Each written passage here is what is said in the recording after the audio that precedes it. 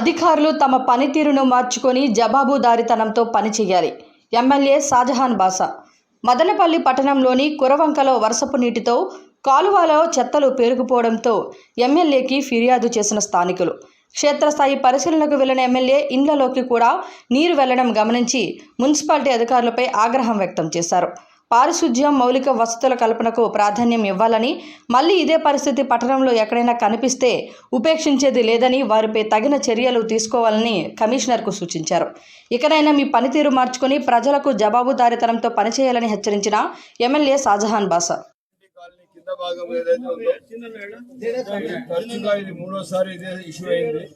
పైన వంక వచ్చి నీళ్ళు అక్కడ చెత్తంతా వేయడం వల్ల ఆ నీళ్ళు అక్కడ స్టాగ్నేట్ అయిన ఒకసారి ఇళ్ళలో నీళ్లు దొరికిపోతుంది. ఇది శానిటేషన్ పంచాయతీకి సంబంధించిన వాళ్ళు కానీ టౌన్ కి సంబంధించిన వాళ్ళు కానీ బాధ్యతగా పని చేయకపోతే సస్పెన్షన్ తప్ప వేరేదేముండదు. అధికారులు తమ బాధ్యతగా ఉండాలా. ఊరికే ఏదో ఐవాష్కి ఏదో కళ్ళు తుడిసేదానికి ఉద్యోగాలు చేస్తే అదంతా వినే పరిస్థితుల్లో నేను ఉండను.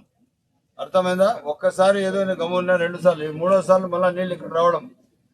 మున్సిపల్ వ్యవస్థలో ఉన్న శానిటేషన్ కానీ, ఇంజనీరింగ్ అలైన్మెంట్ కానీ, టౌన్ ప్లానింగ్లో ఎక్కడ మిస్యూజ్ అయిందో ఆ కాలంలో చుట్టుపక్కల గోల్డ్ అన్ని తీసేయమని చెప్పారు.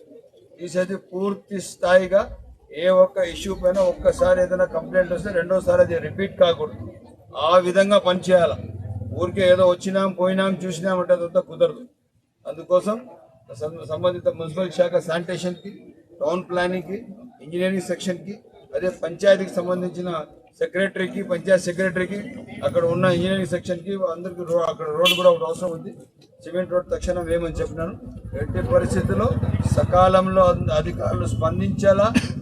ఏదైతే పని ఉందో ఇప్పుడు ఇల్లీగల్ కన్స్ట్రక్షన్ కూడా జరుగుతూ ఉన్నది. తహసీల్దార్ గారికి, టౌన్ ప్లానింగ్ వాళ్ళకి అందరికీ చెప్పాము. వాళ్ళపైన క్రిమినల్ కేసు కూడా కట్టుకుంటాం. ఏ ఎంక్రోచ్మెంట్ క్లియర్ అయ్యింది. కాలువ ఎంత ఉందో ఆ కాలువ దాని కొలతల ప్రకారం యథావిధిగా అన్ని ఇళ్ళు ఏమైనా ఎన్క్రోచ్ చేసి తీసేది.